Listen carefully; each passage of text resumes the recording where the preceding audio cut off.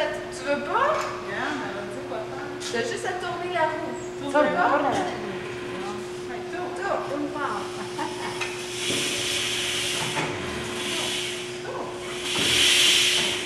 Il n'y a pas un sou de l'eau, de quoi. C'est pas mon meilleur ami, Aldo. Allez, je regarde pas pour que... Pour quel sens? C'est pas grave, c'est un sens ou l'autre, il n'y a pas de sens. Parce que c'est l'air ambiant qui est poussé à l'intérieur des boyaux. Donc, en étant l'air ambiant, des fois, c'était pas l'idéal parce qu'il y avait les trains qui passaient juste à côté.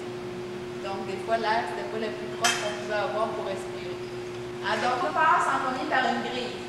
Une grille, c'est comme un grand moustiquaire, mais vous avez vu la taille de la turbine, hein? Si monsieur est capable de passer, une canette de bière peut passer aussi. Hein? Ce qu'on peut retenir, c'est des troncs d'arbres, des pneus, des barils, des choses comme ça. Donc, il faut venir briser la turbine qui est ici. Donc, même si je vous lance à l'arrière, là, pas de danger, vous allez voir la turbine.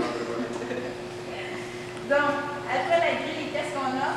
C'est la vanne. Une vanne, c'est une grande porte. Ça fait 8 mètres de large par 10 mètres de haut. S'il y en a qui sont plus habitués en pied, je peux dire là, 24 pieds de large par une trentaine de pieds de haut. Il y a 2 portes comme ça par groupe. Si vous vous rappelez, il y a 36 groupes dans la centrale. Donc, ça fait 72 portes qu'on peut aller descendre et lever à l'aide d'un portique de levage sur le toit. Donc, le portique de levage, on le voit très bien sur la photo ici. Il y en a un là, il y en a un deuxième là-bas, puis il y en a même un troisième aussi. Ça roule sur des rails pour aller d'un bout à l'autre de la centrale. Donc, l'eau, elle, lorsqu'elle entre dans la galerie d'amener. Hein, c'est ce qui amène l'eau jusqu'à la turbine. Hein? Donc, pour distribuer l'eau tout le tour de la turbine de façon égale, hein, c'est un peu comme une laveuse à linge, hein, on doit mettre le linge égal tout le tour pour que ça vibre. C'est la même chose ici. On a ce qu'on appelle une bâche spirale. On le voit bien en rond ici, là. Hein, c'est comme un gros cylindre, hein, un gros colimaçon qui fait tout le tour. Donc, l'eau arrive enfin à la turbine. Je vous disais qu'on avait 2 types de turbines. Les 26 premières sont comme celle-là, une turbine Francis, qui a 40 ou 50 MW. Les 10 dernières sont très similaires à celle-là. Ça, c'est une turbine Kaplan. Nous, c'est une turbine Aeris. La différence entre les deux, c'est que la turbine Kaplan est utilisée pour les centrales où la hauteur de chute est variable.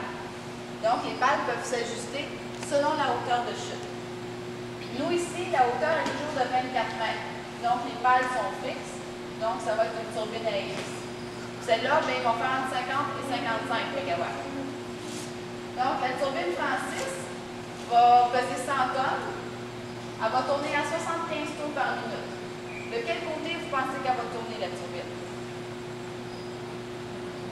Madame, on va dire, elle dit de ce côté-là. De l'autre côté. De l'autre côté. Monsieur, de ce côté-là. Vous, monsieur, de ce côté-là? Madame? De l'autre côté?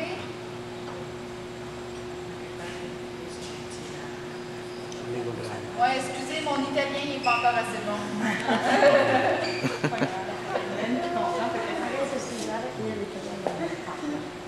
Je vais devoir pratiquer encore.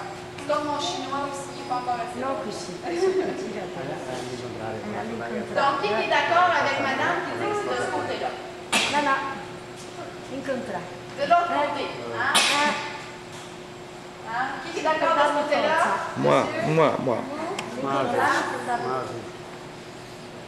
Bon, bien, mesdames, vous allez devoir faire la vaisselle à vos maris parce que c'est de ce côté-là que ça tourne. Pourquoi je vous dis ça? Parce que si vous devez faire la vaisselle à vos maris, quand il enlèvera le bouchon, quand il va avoir tout fini, là, vous lui direz, regarde de quel côté l'eau s'en va. Vous allez voir, c'est de ce côté-là. Hein, c'est la gravité de la Terre, la rotation de la Terre, c'est dans le même sens qu'elle va tourner. Mais le sens des aiguilles du monde. Donc, pourquoi c'est de ce côté-là? Une turbine comme ça pèse 100 tonnes. Si vous avez remarqué sur la photo, il y avait un grand cylindre ici qui le relie jusqu'au rotor. Le cylindre, il pèse 65 tonnes. Et le rotor, lui, il en fait 300 tonnes. Un éléphant moyen fait 3 tonnes. Fait que c'est à peu près l'équivalent de 100 éléphants pour notre rotor. Donc, la puissance de la turbine doit être assez grande pour faire tourner là, 465 tonnes avec elle. Donc, pour que la turbine ait une grande puissance, l'eau doit frapper la plus grande surface de la pale. Donc, c'est de ce côté-ci que l'eau va venir frapper pour venir la faire tourner à une grande vitesse. Donc, c'est comme ça. Parce que de l'autre côté, c'est sûr que ça va la faire tourner aussi. Mais l'eau aurait beaucoup plus tendance à s'infiltrer à l'intérieur sans exercer une grande force. Donc l'eau passerait, il ferait quand même tourner la turbine, mais ce qu'on veut, c'est d'avoir le plus grand rendement. Tout autour de la turbine, on a des vannes. Hein, si vous remarquez, là, ici en jaune, c'est ce qu'on appelle les vannes persiennes. Ça, c'est ce qui contrôle l'entrée d'eau dans la turbine. Hein, c'est comme un store vertical que vous avez à la maison. Plus vous l'ouvrez, plus il y a du soleil qui entre, plus vous le fermez, moins il y en a. Donc, c'est le même principe, mais avec de l'eau. Donc, plus on ouvre les portes, plus on va pouvoir produire de l'électricité.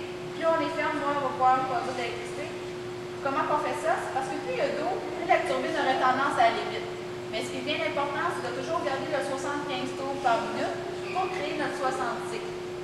L'alternateur produit 13 800 volts. Il passe par des barres de cuivre qui s'en vont jusque dans le transformateur élévateur sur le toit, qui l'amène à 120 000 volts, à presque 10 fois plus. Ça va?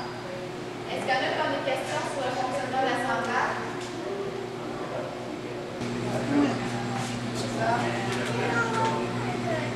Parfait. Parfait.